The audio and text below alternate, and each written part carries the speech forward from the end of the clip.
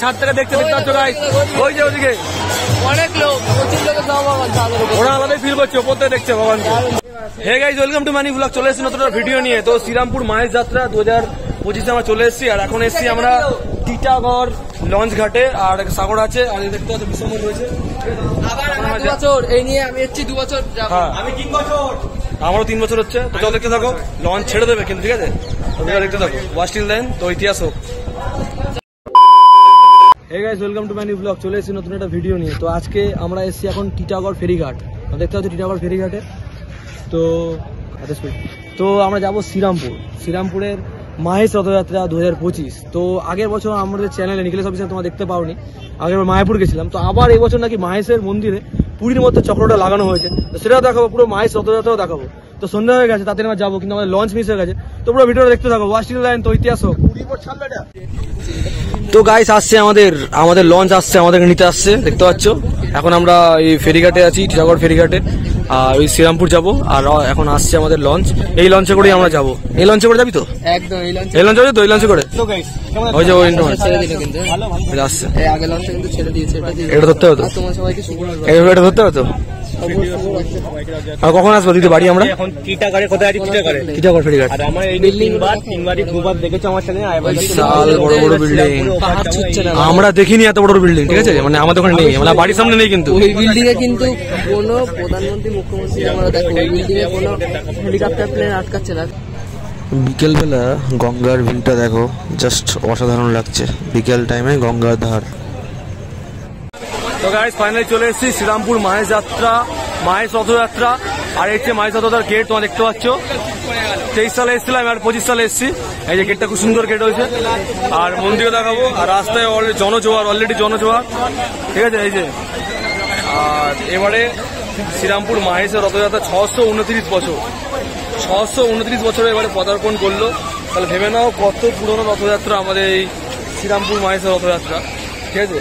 ইন্ডিয়ার second oldest Rathyatra, মানে ভারতের দ্বিতীয়, এবং পশ্চিমবঙ্গের সব থেকে পুরাতন রথযাত্রা হচ্ছে আমাদের এই শ্রীরামপুর মাহেশ রথযাত্রা, ঠিক আছে? আর এটার সামনে কতটা ভিড়, আর আমরা এগিয়ে আছি রথ দেখাতে, আর চলে এসেছি প্রায়। কত সুন্দর গেট আছে, গেটটা দেখো, হেভি প্যাড বানিয়েছে। আর এখান থেকে হচ্ছে মেলার গেট।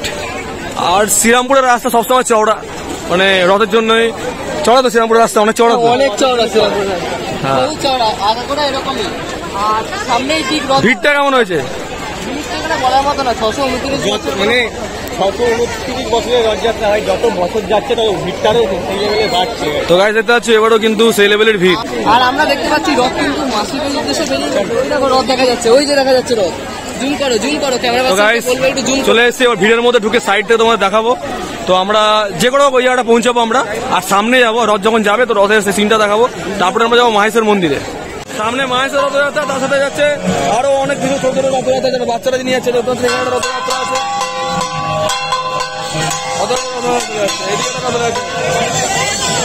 এখানে লাইটে কিছু সাজানো রয়েছে, দারুণ সাজানো হয়েছে। আর ভাই দিকে মাইক করে অ্যানাউন্সমেন্ট করছে, অনেকটা লাইট, দারুণ একটা ফটো।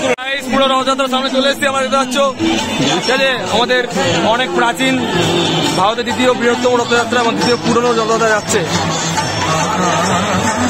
প্রতি বছর না, এবছর সবাই ছাদ থেকে দেখতে পাচ্ছ গাইস, ওই যে ওদিকে অনেক লোক, প্রচুর লোকের সমাগম, ওরা আলাদাই ফিল করছে, ওপর থেকে দেখছে ভগবানকে। ড্রোন ভিউ দেখতে পাবে, পুরো ড্রোন।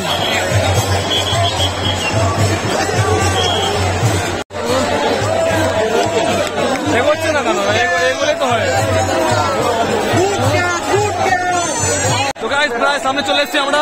আবার দেখতে পাচ্ছি ভগবান জগন্নাথ বসে আছে, ভগবান বলরাম সুভদ্রা। এখন মাঝখানে তোমাদের প্রতিমা দেখার জন্য আমরা সামনে এসেছি। এখানে ক্রাউড দেখতে পাচ্ছ, এখানে পুলিশ ব্যারিকেড, দড়িতে ব্যারিকেড করেছে, এখানে পুলিশ প্রশাসন রয়েছে। এটাই তোমার দেখার জন্য সামনে এসেছি, সামনে দৃশ্যটা দেখো।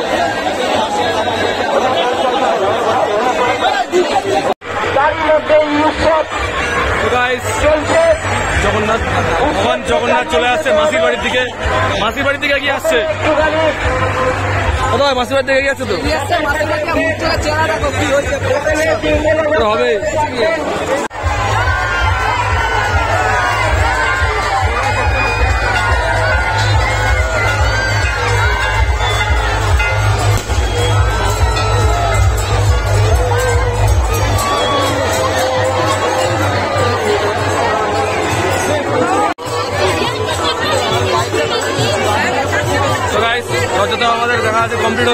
এবার আমরা মন্দিরের দিকে যাবো, তারপরে আমার বাড়ি থেকে রওনা দেবো। চলো এবার মন্দিরের দিকে যাচ্ছি আমরা।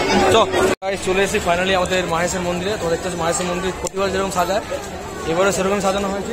আর মেন যে চমকটা নাকি কি মেন চমকটা বলে দেন? পুরীর মন্দিরের মতো উপরে একটা চক্র আছে, যেটা তোমাদের ব্যাক ক্যামেরা ছাড়া দেখতে পারবে। তোমাকে আমাদের ব্যাক ক্যামেরা দেখাচ্ছি। ব্যাস এখানে আমাদের ভিডিওটা শেষ হয়ে যাবে। কিছু সপ্তাহ আগেই আমাদের শ্রীরামপুরের মাহেশ মন্দিরে নীলচক্র স্থাপন করা বা প্রতিষ্ঠা করা হয়েছে। তোমরা দেখতে পাচ্ছ জুম করে, রাতেরবেলা যতটা মানে দেখানো যায়, যতটা সম্ভব ততটা আমি দেখানোর চেষ্টা করছি। আর গাইস এখানে দেখতে পাচ্ছ ভোগ দিচ্ছে ঠাকুরের, ঠিক আছে, এখানে প্রসাদ দেওয়া হচ্ছে। আর এই জগন্নাথ মন্দির আবার 2 বছর পরে এলাম। তো এটা স্নানযাত্রার আগে, স্নানযাত্রার কিছুদিন আগে এই নীলচক্র প্রতিষ্ঠা করা হয়েছে। আর তোমরা যদি এই মন্দিরের ব্যাপারে আরও যদি ইতিহাস জানতে চাও তো আমার পুরনো ভিডিও লিঙ্ক তোমাদের ডেসক্রিপশনে থাকবে, তোমরা এখন দিয়ে দেখে নিতে পারো। 2023 সালের ভিডিও, সেখানে পুরো ইতিহাসটা কী করে রথযাত্রা শুরু হয়েছিল সেটা পুরো বলা রয়েছে, তো সেখানে তোমরা দেখে নিতে পারো। চলো বাই, খুব তাড়াতাড়ি নতুন একটা ভিডিও দেখা হবে। তো সবাইকে শুভ রথযাত্রা। চলো বাই, নতুন একটা ভিডিও দেখা হচ্ছে। চক্রপালি থেকে